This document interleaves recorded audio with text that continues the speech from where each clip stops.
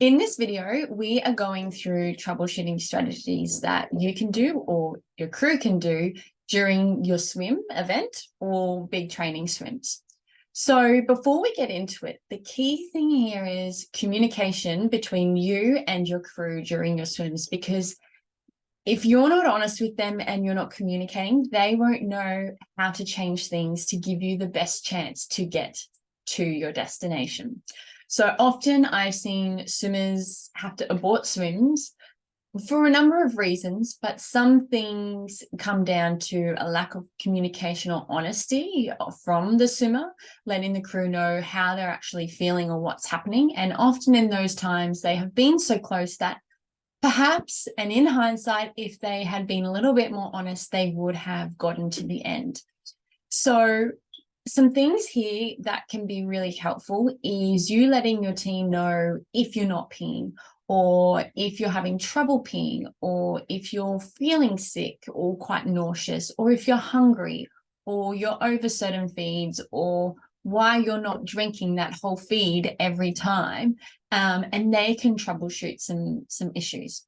So first off, if you're not peeing, usually in big swims, we kind of say if you haven't peed in the first 4 hours, that's okay. But by then we want you to be peeing. So some swimmers will pee every feed, between every feed, or every couple. So that is a nice routine to get into, because it tells us that you're having enough fluid and you're not having too much carbohydrate, as too much can cause excessive urination, and not enough fluid can cause dehydration, so you don't pee as much.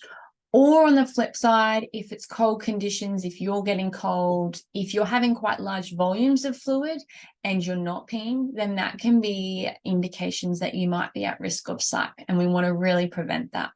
So by telling your team this, they can up the fluid in your feeds by like 50 ml for the next couple and see if that helps. If that's not helping, they could give you a warm tea and honey or a tea and sugar drink if that's not part of your feed plan, as that can be a little bit more comforting and warming around your tummy. And if that's not happening, then really the crew getting you to relax and stop for a feed, rubbing your belly, kind of being in a nice position that will support you to urinate is going to be best. And so if that continues and it's not happening, then we need to really look at what needs to happen. Do we need to drop the carbohydrate in your feeds? Do we need to increase the volume if everything else is okay? And different things like that. Or if your plan is with me, then your crew will call me and we can go through some of those things and troubleshoot as well.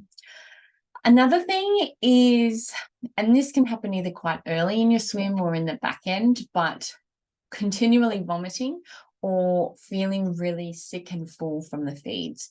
And so if this happens, we can reduce the powder of or the syrups in your feed so it's not as strong, and hopefully that can help. Or if you are feeling really full and bloated, sometimes we may drop that volume down if that's okay. So we might drop it by 50 ml, keep the powders the same, and then if that's too much, drop the volume and the powders. And so that way you'll be getting a little bit less, but hopefully that eases off and makes you feel more comfortable.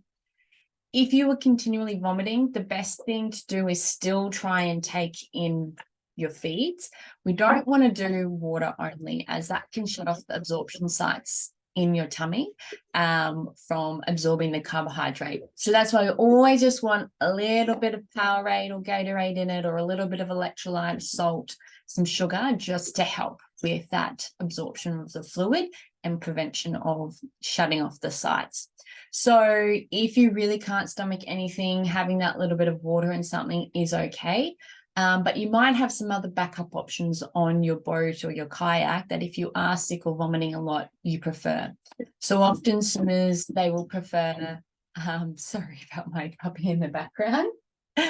Often swimmers will prefer like a tea and a sugar, or a ginger cordial if it's not too strong, or a ginger beer soft drink. They might like some pre-bottled Gatorade, Lucozade, Aptonia, that's a little bit lower in concentration. So sometimes that can be nicer flavors like a watermelon or a more natural tasting lemon lime drink. That can help a lot of swimmers, or a herbal tea, a green tea with some sugar.